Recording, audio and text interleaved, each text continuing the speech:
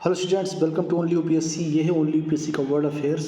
यहाँ पर हम समझेंगे कि जो अभी आपने थंबनेल पढ़ा वीडियो के ऊपर कि किस तरीके से यूक्रेन का मोह भंग हुआ है नाटो को लेकर के, क्योंकि नाटो की वजह से ही पूरा लड़ाई हो रहा है और अब नाटो से ही उसका मोह भंग हो रहा है। इसके पीछे रीज़न क्या है, नो फ्लाइंग जोन क्या है, इसके बारे में पूरी बातचीत करने जा रहे हैं हम इस वीडियो में करेंगे। तो जो लोग नए हैं प्लीज़ चैनल को सब्सक्राइब कर लें, बेल आइकन को प्रेस कर लें ताकि इसी प्रकार के सभी नोटिफिकेशन आपको ज़रूर मिलते रहें, ठीक है ना। तो बॉलीवुड में एक गाना है कि जो है मैं जिसके खातिर आई सब कुछ छोड़ के वो हर जाई जा रहा है मुझे ही छोड़ के, शायद आपने सुना हो। तो ये कुछ ऐसा ही मसला हो गया है यूक्रेन का, क्योंकि इस यूक्रेन ने जिस नेटो के लिए इतना बड़ा अपने ऊपर बवाल जो है ला लिया है, वही नेटो अब इसके काम नहीं आ रहा है और रसिया धड़ाम धड़ाम हर तरफ से इसको जो है घेर के मार रहा है। चाहे बेलारूस वाला रास्ता हो या जो है अपनी बॉर्डर से या क्रीमिया की तरफ से, या जो दो देश इन्होंने जो है घोषित कर दिया अलग से, या नेवी अगर हो, तो ये सब मिल करके जो है यूक्रेन को मार रहे हैं। और यूक्रेन जब मदद के लिए नेटो के पास गया तो नेटो ने क्या कहा कि मैं सीधे सीधे इसका पार्ट नहीं बनूंगा, यानी कि we are not part of this conflict, ये नेटो ने कह दिया है। अब इसके पीछे रीजन क्या है नो फ्लाइंग जोन जिसकी मांग कर रहा था यूक्रेन, पूरी बात समझेंगे। तो चलिए स्टार्ट करते हैं। मामला ये है कि 24 फरवरी को आपको पता है कि एक तरीके से मिलिट्री ऑपरेशन स्टार्ट कर दिया था रसिया ने, और उसके बाद से ही जो जेलेंस्की हैं यानी कि जो यूक्रेन के राष्ट्रपति हैं, उन्होंने एक मांग किया किससे, नेटो से, कि प्लीज़ नो फ्लाई जोन घोषित कर दीजिए, पूरे के पूरे जो है यूक्रेन को नो फ्लाई जोन आप घोषित कर दीजिए। अब आप कहेंगे ये कौन सी बला है, नो फ्लाई जोन होता क्या, इसका क्या मतलब होता है, अगर ऐसा कर देता नेटो तो उसका क्या इम्पैक्ट होता, इसको समझना है। तो सिंपली जैसा कि नाम से स्पष्ट है, नो फ्लाइंग जोन का मतलब होता है कि जितना इसका वो जो है एयर है ना, इसको ऐसा एरिया घोषित कर दिया जाए कि यहाँ से अगर कोई दुश्मन का प्लेन एंट्री करता है, वो कैसा भी प्लेन हो, तो उसे मार गिराया जाएगा, यानी कि उसको जाने का रास्ता नहीं दिया जाएगा। एक तरीके से एक बैन लगा देना कि रशियन या कोई भी दुश्मन देश यहाँ पे अपना प्लेन या कोई स्ट्रेटेजिक प्लेन नहीं उड़ा सकता है। तो ये बात कह रहे थे जेलेंस्की, और इनकी जो मांग थी उसको नेटो ने काफ़ी विचार विमर्श करने के बाद में क्या कहा है, नो। उन्होंने कहा है कि we are not part of this conflict, और इसका मतलब क्या है, एकदम साफ साफ पता कर दिया कि हम इसके विवाद में नहीं पड़ेंगे। अब वही मैं कह रहा हूँ ना कि धोखा मिला है। बेवफाई का गाना बहुत सुना होगा बॉलीवुड में आपने, उससे भी बड़ी बेवफाई नाटो ने कर दिया यूक्रेन के साथ में, क्योंकि जिस नाटो ने लड़ाया यूक्रेन को रसिया के अगेंस्ट, अब वही एकदम से मना कर रहा है कि हम सीधे सीधे रसिया से लड़ने नहीं जाएंगे। तो सवाल यहाँ पर ये जनरेट होता है, फिर क्या यूक्रेन ने स्थिति को अच्छे से भांपा नहीं था कि नाटो उसके साथ में आएगा कि नहीं आएगा, और रसिया को उन्होंने हल्के में ले लिया और अब वो बहुत ज़्यादा परेशानी में हैं। यहाँ पर समझना ये है कि अगर नो फ्लाइंग जोन को नाटो यस कह देता तो उसके इम्पैक्ट क्या होते, और नो कहने के पीछे क्या अपना जवाब दे रहे हैं नाटो के लोग, क्योंकि वो लगातार कह रहे थे कि यूक्रेन के पक्ष में ये रसिया को दबाव बनाएंगे, बट ऐसा कुछ हुआ नहीं। तो यहाँ पर समझना ये है कि नो फ्लाइंग जोन का मतलब ये हो गया कि यूक्रेन के पास तो कोई ऐसी बैलिस्टिक मिसाइल नहीं है, कोई ऐसा चीज़ नहीं है कि ये अगर कोई रशियन प्लेन आता तो उसको सीधे सीधे नीचे गिरा सकें, उसको मार सकें। तो सीधा सीधा यूक्रेन का मतलब ये था कि अगर नो फ्लाई जोन नाटो घोषित करता है और उसके बाद में कोई रशियन प्लेन यहाँ आता है, तो जो इसके आसपास जैसे पोलैंड, जर्मनी वगैरह, ये जो नाटो के देश हैं, ये कहीं ना कहीं इसके प्लेन्स को जो है गिरा देंगे और इसको यहाँ पर उड़ने नहीं देंगे। तो एक तरीके से ये चाह रहे थे कि एयर के माध्यम से नेटो का प्रेजेंस हो जाए कहाँ पर, यूक्रेन में, और एक मैसेज जाए रसिया को कि नहीं, अगर आप एयर के द्वारा आते हैं तो हम आपको मार गिराएंगे।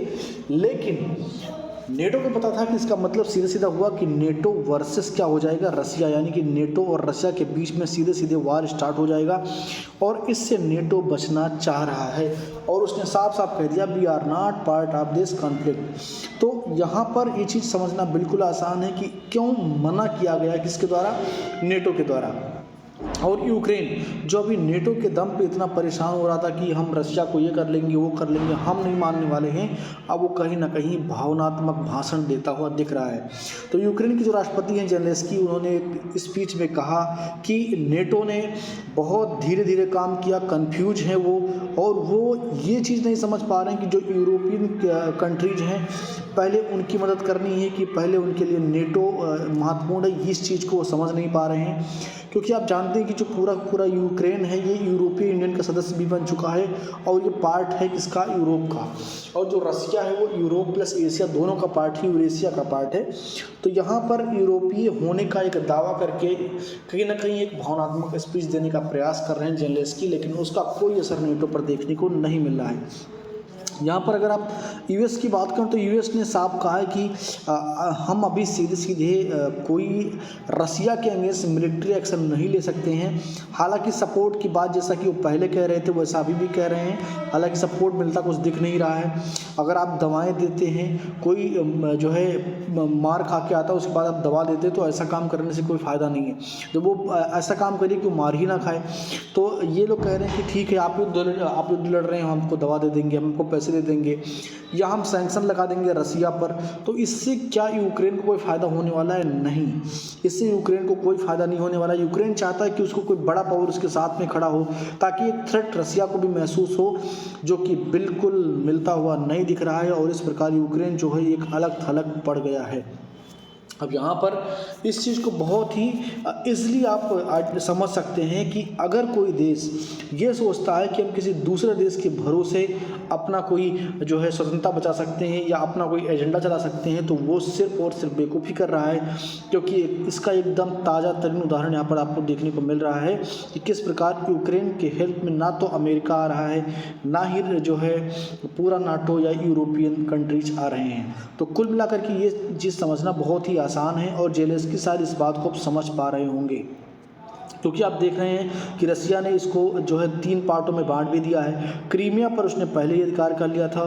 तो इस प्रकार यहाँ पर आपको एक चीज़ देखने को मिलेगा कि रसिया का प्रभुत्व बढ़ रहा है और उससे कोई डायरेक्ट थ्रेट देखने को नहीं मिल रहा है। ठीक है ना। अब यहाँ पर एक चीज़ आपको और समझना है, जो G7 के देश हैं, G7 के देश ने एक बात कही है कि जो रसिया है, अगर ये कोई ज़मीन एक्वायर्ड करते हैं, यानी कि यहाँ पर जैसे राजधानी कीव में भी ये घुस गए हैं, अगर यहाँ पर ये कोई लैंड एक्वायर्ड करते हैं या प्रयास करते हैं कि किसी ज़मीन पर वो अपना अधिकार कर लें, तो वो इसको कभी मान्यता नहीं देंगे।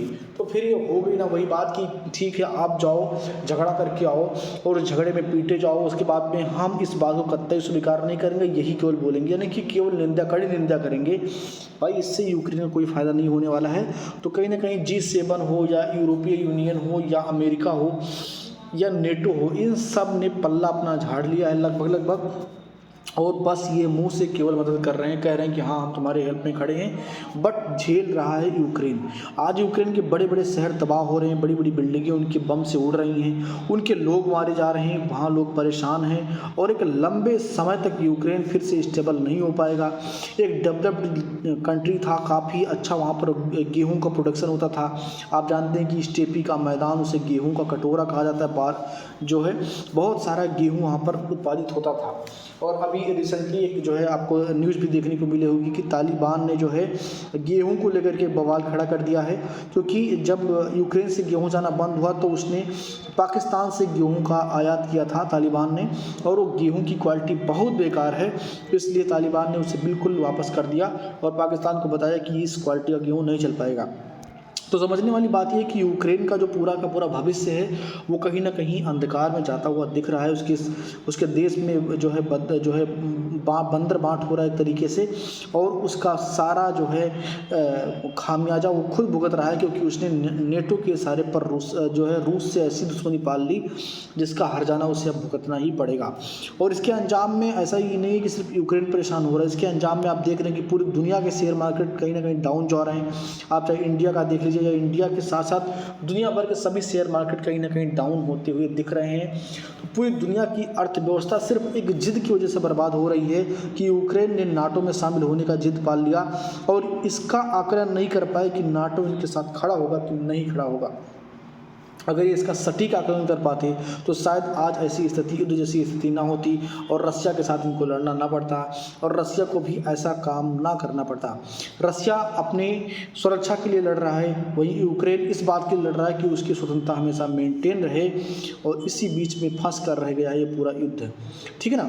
तो ये है पूरा विवाद और इस विवाद में आप देख सकते हैं किस तरीके से पूरा मामला फंसता हुआ नज़र आ रहा है। चाहे आप देखेंगे जो पूरा का पूरा ये एशियन रीजन है, ये भी कहीं ना कहीं इस मामले में फंसता हुआ नज़र आ रहा है। हाँ, चाइना ज़रूर इस बात से खुश हो रहा होगा कि जिस तरीके से रसिया ने यूक्रेन को अपने कब्जे में ले लिया है, उस प्रकार वो प्रयास करेगा कहीं ना कहीं ताइवान के लिए और ताइवान को अपने कब्जे में लेने के लिए। हालांकि पुतिन ने कह भी दिया है, चाइना में जाकर के ही कह दिया है कि ताइवान किसका पार्ट है, चाइना का पार्ट है।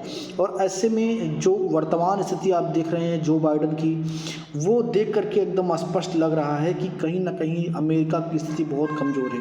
यहाँ पर एक चीज़ आपको ज़रूर समझना है कि जो जर्मनी, पोलैंड जैसे देश हैं जिनको सीधे सीधे रसिया गैस की सप्लाई कर रहा था, वो क्यों रसिया के विरोध में खड़े हुए हैं, क्यों उसका विरोध कर रहे हैं, यहाँ पर ये चीज़ समझना बहुत मुश्किल हो रहा है। क्योंकि जर्मनी और पोलैंड वगैरह ने खुद ही कहा है कि मुझे रसिया से गैस नहीं चाहिए, हम इनकी पाइपलाइन को बंद कर देंगे। और कहीं ना कहीं यूरोपीय यूनियन एक साथ तो प्रतिबद्ध दिख रहा है, बट वो बहुत एग्रेसिव रूप से रसिया के सामने नहीं आ रहे हैं और इसीलिए यूक्रेन जो है वो पूरा अलग थलग महसूस कर रहा है, अकेला महसूस कर रहा है। नेटो से मदद मांगने के बाद भी इसको मदद मिलती हुई नहीं दिख रही है।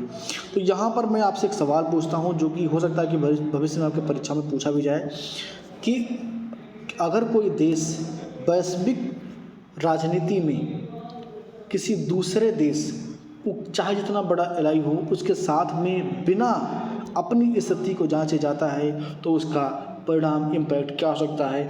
इसके एग्जाम्पल में आप यूक्रेन को लिख करके एक उत्तर बेहतरीन तैयार कर सकते हैं जिसको आपको लिखना चाहिए। मैं चाहता हूं कि आप लिखें और उस उत्तर को हमें भेजें भी। कमेंट बॉक्स में अपनी राय ज़रूर दें कि क्या यूक्रेन की स्थिति के लिए जिम्मेदार ज़ेलेंस्की हैं, उनका जिद है, या कहीं ना कहीं इसके पीछे अमेरिका और नेटो की बहुत बड़ी साजिश है। इसको भी आप कमेंट बॉक्स में लिखें। और एक चीज़ और आप लोग कमेंट बॉक्स में लिखें कि इस सब मसले का जो है पूरी की पूरी एशिया पर जो उसकी जियोपॉलिटिक्स है, जो शक्ति संतुलन है, उस पर क्या असर पड़ने वाला है। तो ये सब बात आप कमेंट बॉक्स में ज़रूर लिखें। बहुत बहुत धन्यवाद। इस वीडियो को लाइक करके जाइएगा।